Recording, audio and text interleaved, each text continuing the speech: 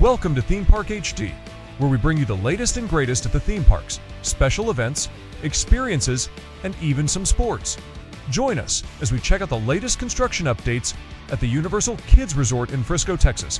All aboard! As we head north to the front of the park, looking out on the horizon, you quickly see the contrast of the painted east wing of the hotel. Just wait until the main entrance of the hotel's colorized. That is going to be some colorful pop coming from the Dallas North Tollway.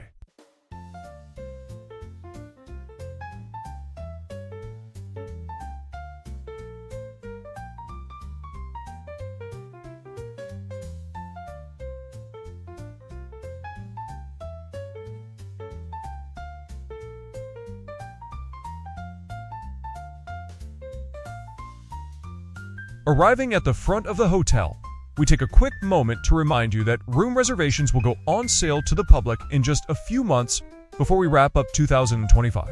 Additionally, the hotel's first phase, as seen today, will host 300 private rooms.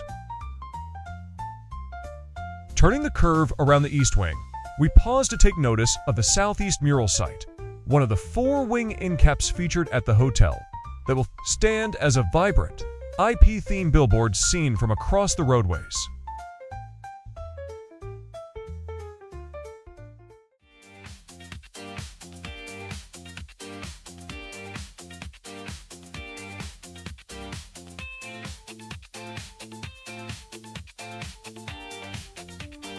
Looking west towards the east wing and resort pool, we see that 80% of the squares have been painted.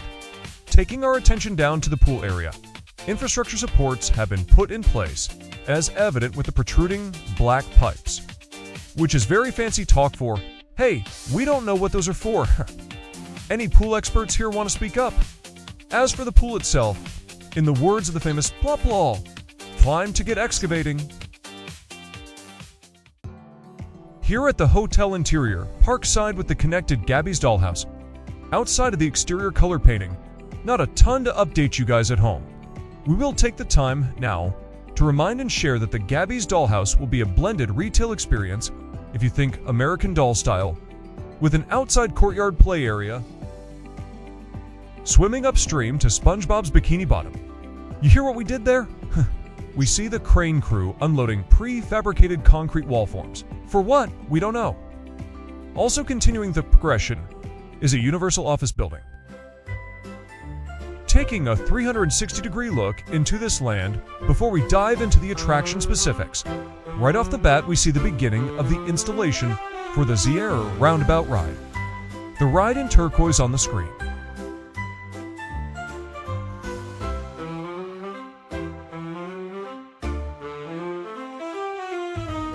First ride to update is a rock and tug ride. And here at the side, we have colored roof panels. I guess we must have a roof before we get the rest of the ride, which is in its current storage container. Speaking of roofs and structures, we see the ride queue covering going in for the dual spin Water Mania, in addition to the ride anchor points taken center form within the concrete pads. And to the right of this ride, we'll quickly look at the Zimperla Aerojet ride, which remains in a status quo stage.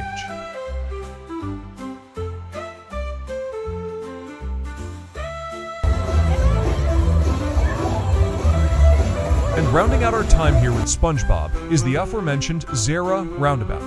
The center hold in place should quickly allow for the arms build out with this attraction.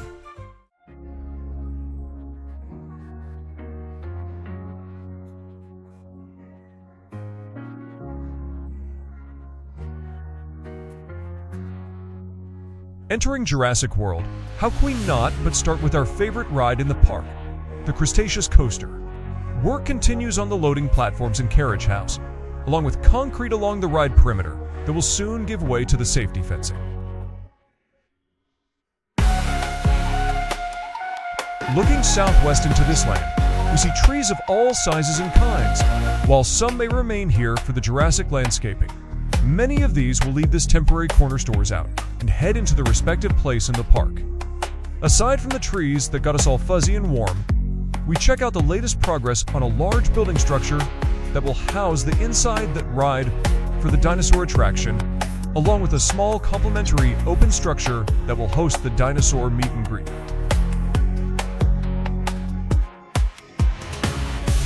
Our next ride to preview progress is the Matabla Emelin Flying Wheels, with noticeable improvements to the queue structure.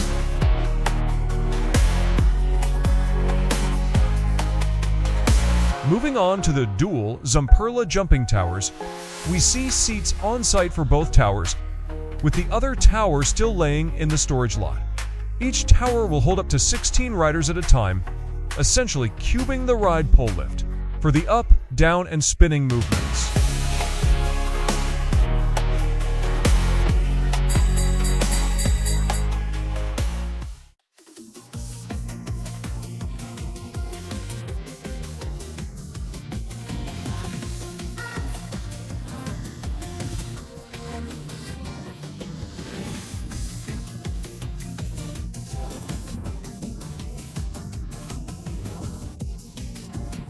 Now in the land of the Minions, we head over to the largest attraction in the park, the Hefima Wild Rat, anchoring the themed area while integrating secondary experiences like the Demolition Derby turntables, playscapes, and a meet and greet area within this elevated footprint.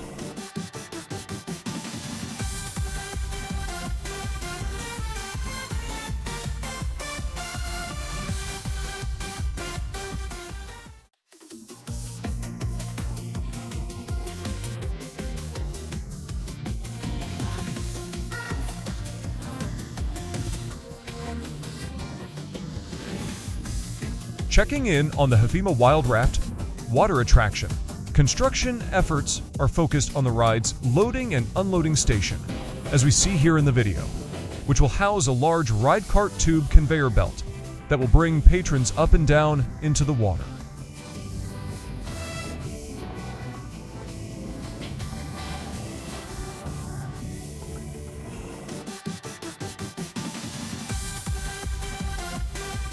Transitioning from the storage lot to its home location, these Imperial Demolition Derby turntables makes our list for noticeable new ride installations at Steam Park Visit.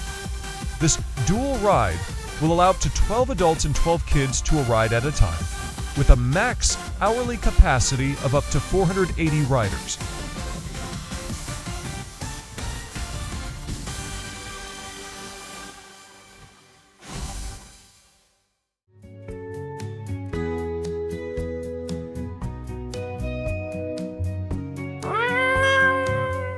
Yes, that's right.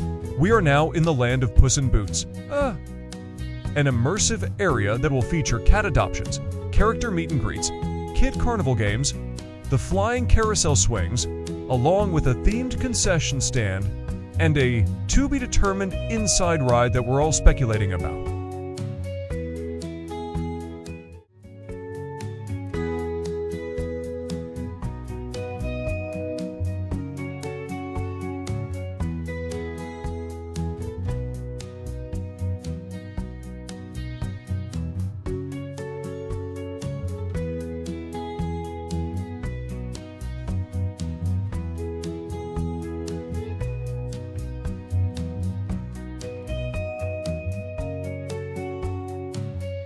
Providing you with an up-close and personal view of flying carousel swings will be the excitement of the area, while providing a mass-moving ride that is a traditional thrill for both kids and adults alike.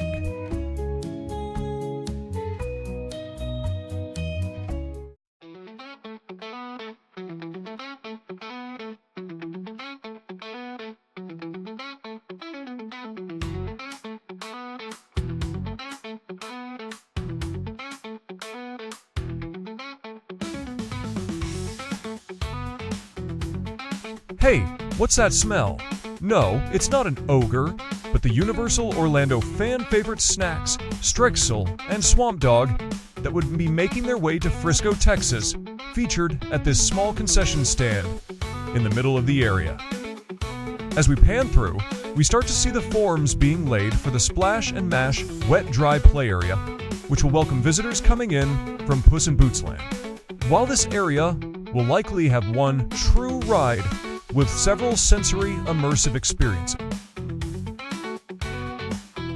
Zooming in on Shrek's Swamp Kart Speedway, a kids' adventure vehicle, Zamperla Rail Ride, we see some building improvements for the standby line.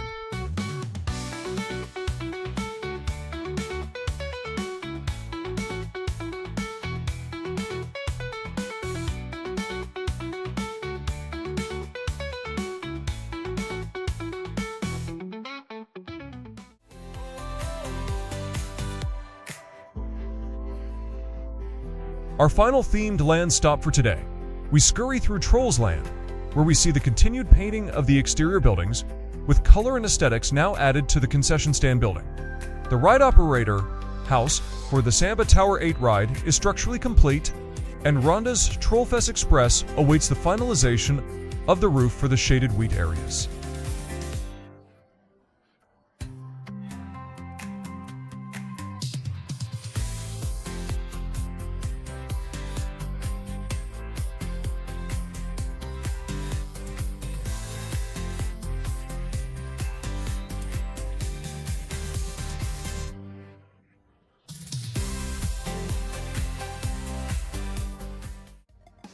What started as a crowded parts stores lot just a few months ago now feels empty with the installation of several of the rides that we covered in our update today. However, several key parts remain on standby, eagerly awaiting their call from the boss to make their way down the aisle to the park. With several of the IP-branded carts, signs, and various pieces hidden away in the protective storage containers.